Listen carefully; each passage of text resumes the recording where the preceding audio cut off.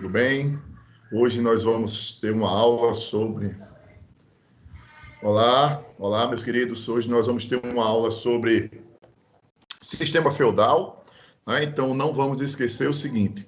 O sistema feudal, ele faz parte da Idade Média.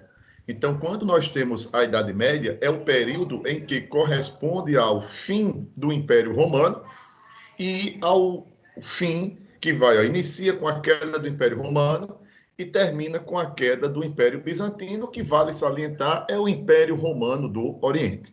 Só que quando nós temos Roma, preste bem atenção, a crise do Império Romano ele é acarretado, né, por vários fatores, como a crise econômica, a crise escravista e principalmente a invasão dos bárbaros. Só que nesse momento de decadência do Império Romano, nós estamos tendo a ascensão do cristianismo.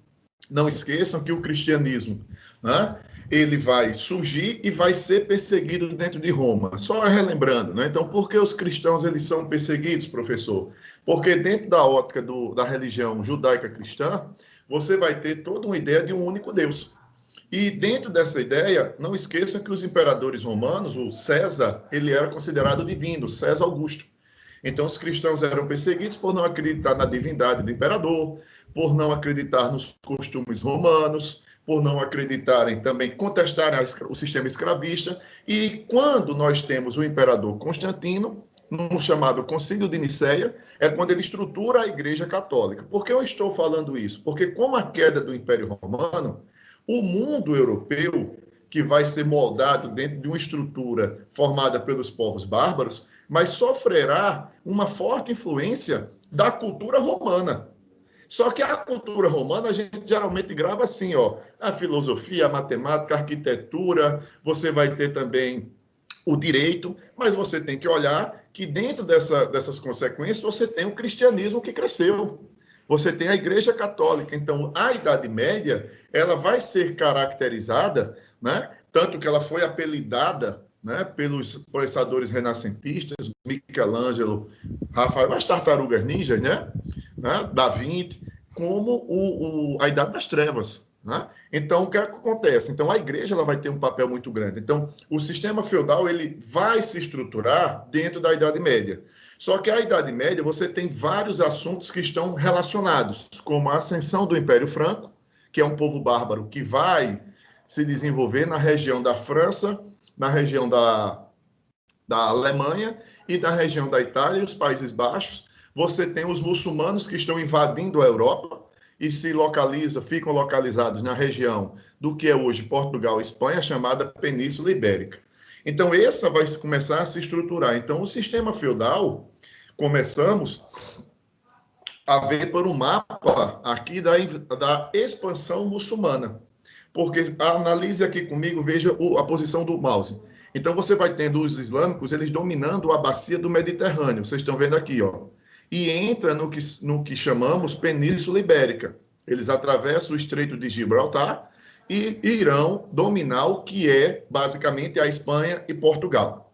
Dentro desse cenário, então, veja que o Ocidente, essa regiãozinha que eu estou passando aqui, ó, França, a Itália, controlada principalmente pela Igreja Católica e também pelo Império Franco, e essa partezinha que nós chamamos, né, a Alemanha também, os Países Baixos que estão aqui, eles vão começar a sofrer um problema, as cidades. O comércio com o Oriente,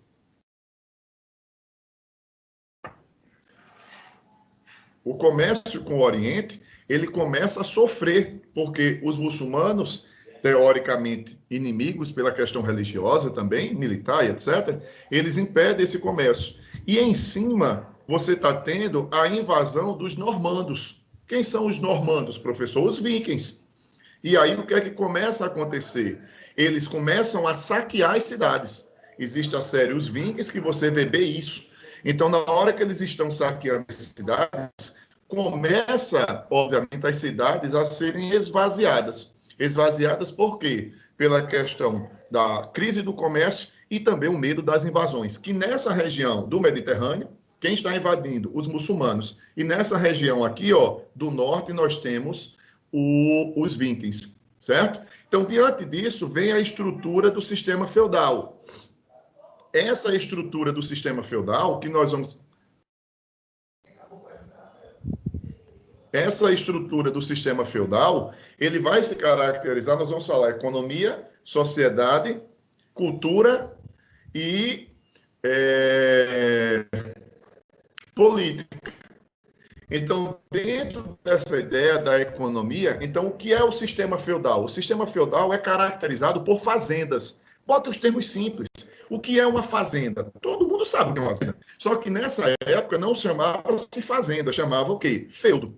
E numa fazenda não tem o dono da fazenda? Então, o dono da fazenda é o fazendeiro, não é isso? Só que na Idade Média chamamos de senhor feudal.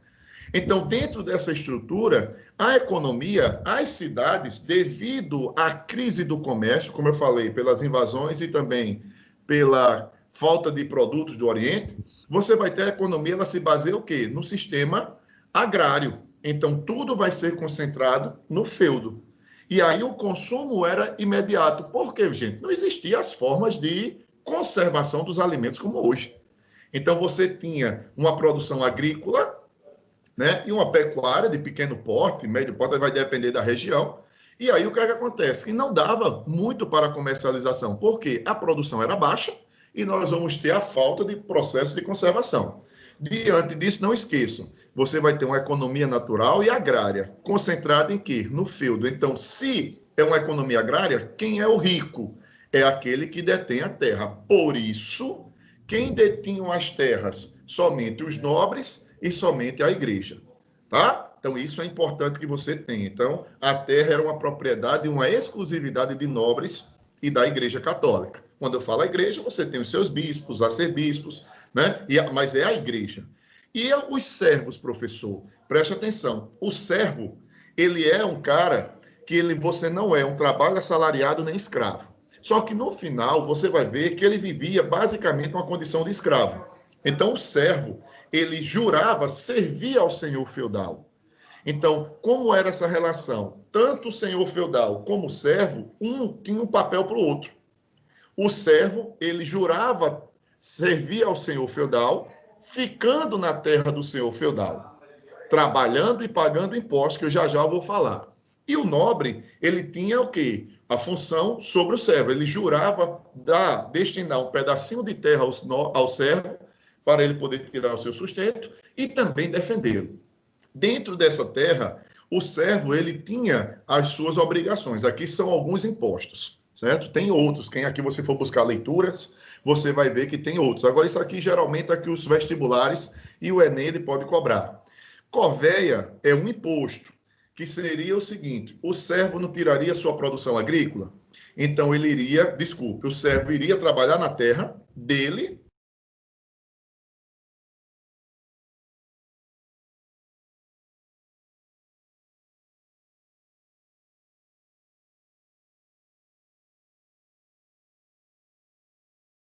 Essa corvéia, ela é um imposto em que geralmente não, o servo trabalharia 3 dias por semana ao senhor feudal.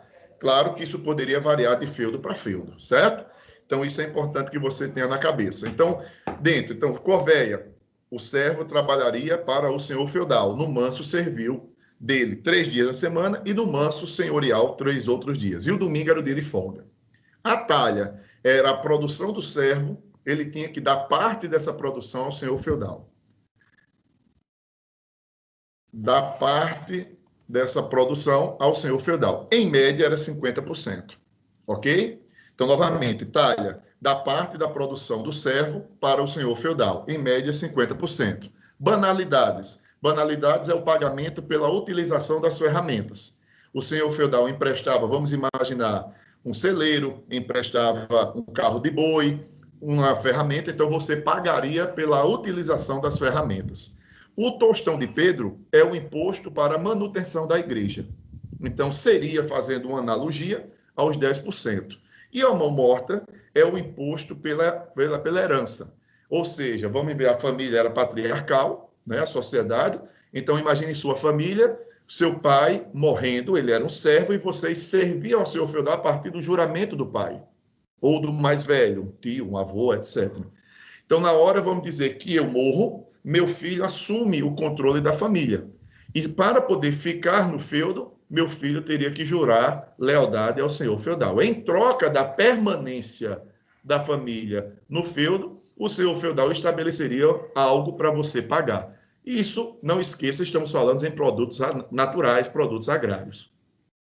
E a Igreja Católica, ela condenava as atividades do comércio, que é basicamente o quê? O empréstimo a juros, que é a usura, o que bancos fazem, o que a gente escuta falar muito no termo agiotagem, e o lucro.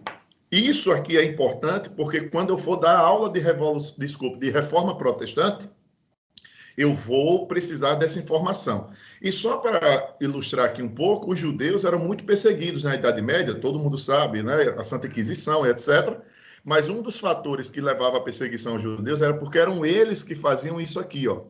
Então, isso é constatado por documentos, etc., de que muitos nobres e até membros da igreja, devendo aos judeus, era mais fácil matar e perseguir os judeus ou expulsá-los do que pagar esses empréstimos, né? Então, aí vem a questão, tá? Como eu feudo, eu coloquei aqui só uma ilustração de um castelo medieval. Porque todo feudo, ele tinha, vamos dizer, que assim, vou fazer uma comparação para facilitar para vocês, mas não é igual. A Casa Grande, aqui no Brasil, quando se fala engenho. Só que o castelo, ele era uma área em que o senhor feudal morava e que servia de defesa. Todo feudo tinha um castelo, mas nem todo castelo era de pedra. Existia também fortificações, castelos de madeira. Por isso que nem toda fazenda, em todo local na Europa, você não tem, obviamente, castelos de pedra. Mas você pode olhar que ele é todo arquitetado para uma defesa, ok? Local alto, dificultar o acesso. Deixa eu voltar aqui. Dificultar o acesso de tropas. Aqui em cima as torres, tanto para observação como em cima para você jogar flechas, pedras e etc. Tá? E vem a organização política. Dentro dessa organização política, você tem que ter o seguinte: o poder é descentralizado. O rei existia, professor, durante a Idade Média, durante o feudalismo, sim, mas o rei era fraco. E os nobres, eles e também o clero, detinham o poder, só que o nobre, ele detinha o poder, mas era o poder no seu feudo. O rei não tinha tantas tropas, teoricamente, era mais rápido do que a nobreza, porque não tinha tropas. E aí os nobres tinham o seu poder no seu feudo, e a Igreja Católica, ela tinha o poder também. Então veja que é um poder dividido, certo? Cada feudo, como eu falei aqui, ó, é uma estrutura política autônoma, porque quem manda é o senhor feudal. E o rei, professor? O rei, teoricamente, tinha poder, mas na prática não tinha. Por isso que o poder era descentralizado. E o poder da igreja, ela vale aqui a gente colocar, era importante porque a igreja ela unificava a região. Mas como assim, professor, unificava a região se o poder era descentralizado? Mas a igreja, na fragilidade do poder do rei, ele não tinha o rei o poder de dizer, ó, faça isso e aquilo. Então, vamos dar um exemplo. Ele não tinha, vamos dizer, como impor a vontade, unificar a vontade naqueles feudos. Mas quem era que tomava conta disso? A igreja, tanto controlando o pensamento religioso, como a igreja controlando a vida das pessoas. A igreja tinha o poder espiritual e o poder temporal. O que é o poder temporal? É o poder de dizer o que é certo e o que é errado. E isso a igreja media o direito dela, o chamado direito canônico, que são as leis da igreja, que sai da igreja para colocar na falta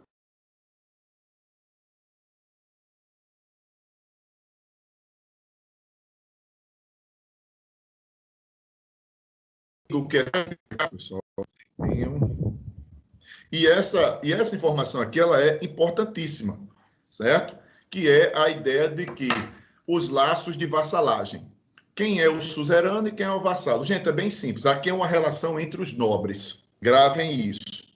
Servo e senhor feudal é outra relação. Agora, geralmente você erra, vou logo dizer aqui, você erra porque não sei explicar, mas vocês usam muito esse termo vassalagem associando a servo. Não. Vassalo é um nobre que depende de outro nobre. Então, novamente, vassalo é um nobre que depende de outro nobre, que é o suzerano. Então, eu sou o suzerano, eu sou um nobre, um senhor feudal, com uma grande extensão de terra, eu divido meu benefício, e o nobre jura lealdade a mim.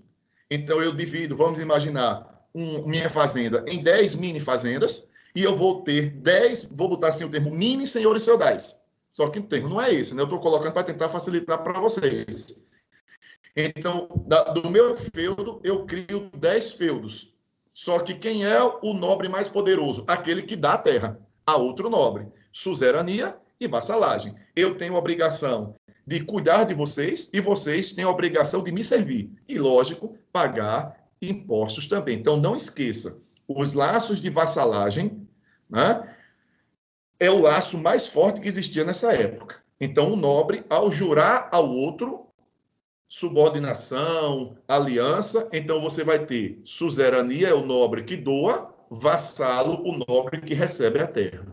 Tá? Não esqueçam disso. Laços de vassalagem é uma relação entre a nobreza, ok?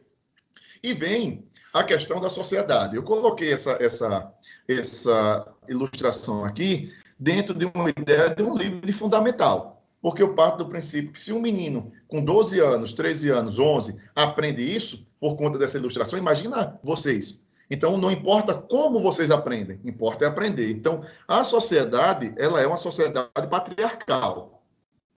E aqui, qual é o critério dessa sociedade? O critério dessa sociedade é o nascimento. Então, você nasceu nobre, morre nobre.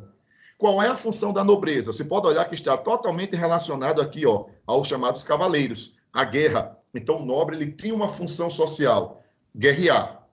Dentro disso aqui, você nasceu nobre, morre nobre. Nasceu servo, morre servo. E se você analisar essas ilustrações, sempre está relacionada à relação de trabalho. Trabalhar não era algo defendido na sociedade. Era visto como algo impuro. Por quê? Coisa de servo. E o clero, ninguém nasce clero. Ninguém nasce padre. Ninguém nasce freira. Você vira. Então, dentro dessa relação, qual é o papel da igreja? Aí você tinha os nobres que entravam para a igreja, alto clero. Os servos que entravam para a igreja, baixo clero. O nobre que entrava, o alto clero, era aqueles que rezavam missa, bispos, arcebispos. E o servo que entrava era aquele padre que não rezava missa, basicamente era aquele que trabalhava nos mosteiros para a manutenção dos mosteiros. E aqui eu quero que vocês olhem, ó, sempre um padre rezando, um padre estudando, são chamados copistas, porque não esqueça, a igreja controlava o pensamento, tá? Aí vocês vão ver em filosofia, a chamada filosofia escolástica, e você tem aqui o cavaleiro templário, que era um padre militar. Mas aí é outro cenário, é outro contexto, é o contexto das cruzadas. Então, o que eu falei aqui é o que vai vir nesse slide da sociedade, né? Então, assim, a sociedade, ela era estamental ou de ordem. O que é isso? Não há mobilidade social. Não havia mobilidade social. Então, qual era o critério? O critério de nascimento. Então, dentro dessa colocação que eu estou, dentro dessa colocação aqui, você vai ter o nobre responsável pela defesa e o camponês responsável pelo quê? Pelo trabalho, tá? Pelo trabalho. Então, e o servo, desculpe, e o clero cuidava de tudo relacionado à fé, à religiosidade. Só que não esqueçam que eu já falei, a igreja, ela tinha um papel, tanto um poder espiritual como poder temporal. O que é o poder temporal? De dizer o que pode e o que não pode. E quem era que tinha o papel de julgar as pessoas? A igreja também. Lembra da Inquisição? Muito bem, vocês estão aí, ó, fiadíssimos. Então, o princípio da estratificação social era o quê? O privilégio de nascimento. Você nasceu nobre, morre nobre. Nasceu servo. Aí você chega e diz, professor, mas eu soube que na Idade Média tinha nobres que não tinham terra. Sim, vamos dar um exemplo. Meu irmão, eu tenho 4 irmãos, 2 homens e uma menina. Só que não é mais menina, né? Tem quase 50 anos. E aí o que é que acontece? Mas meu pai morre. Aí vamos dizer que meu pai é um conde. O título e as terras e toda a riqueza do meu pai passava para o mais velho, porque era o chamado direito do primogênito. Então, eu, o último, ou vamos dizer, o caçula, eu não herdaria nada, mas eu era um nobre, Não esqueçam. E eu poderia me tornar um senhor feudal. Como? Me tornando um vassalo de alguém. Tá? Então, por isso que essa relação entre vassalos e suzerano é extremamente importante você ter. Então, essa questão do nascimento impediu o quê? A mobilidade social, ok? E aí vem a questão da cultura. E essa cultura, gente, aí você vai ter o seguinte, vocês vão ver também em filosofia, a questão da mentalidade filosófica, a escolástica. Você vai ver também isso em literatura, tá? Mas dentro do feudalismo, o que é que eu quero que você grave? Essa palavrinha aqui, ó. A sociedade era teocêntrica, ou seja, tudo relacionado a Deus, ou seja, Deus no centro. Então, tudo era a vontade de Deus. E a razão, professor? A razão ela vai sendo deixada de lado. E quem é que vai ser a grande, vamos dizer, detentora desse conhecimento que passava para a sociedade, dizendo o que é certo e o que é errado? A Igreja Católica. Ela armazena os livros, ela fica com os livros. Um filme muito bom para você ver isso é o filme O Nome da Rosa, mas existem outros livros também. Você pode olhar, tem um filmezinho, agora é um romance, né? Que é Caça às Bruxas, tá? E aí o que acontece? Você vai vendo que a igreja ela vai arquitetando e vai controlando. E é lógico que a igreja ela não quer desenvolver o pensamento baseado na razão, tá? Por isso que você vai ter um assunto que nós vamos tratar também, que é o renascimento. Então, esse assunto do renascimento, ele vai contestar isso, as explicações baseadas pela fé. E aí vai querer a explicação pela razão. Então, a igreja, ela determinava o modo de pensar, olha aqui, ó, e de viver das pessoas. O poder temporal. O que é o poder temporal? É isso aqui, ó.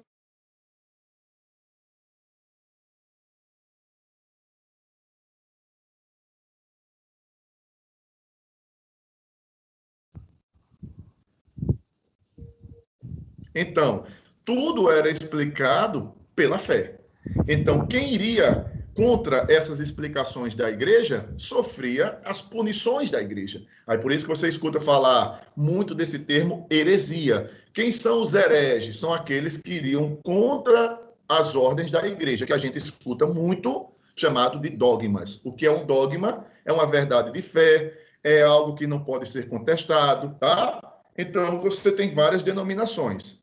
Um dogma é a ideia da Bíblia. A Bíblia é a palavra de Deus. Se você contesta isso, você está cometendo uma heresia. Só que hoje a igreja ela não tem o poder de punição, porque quem tem o poder de punição é o Estado.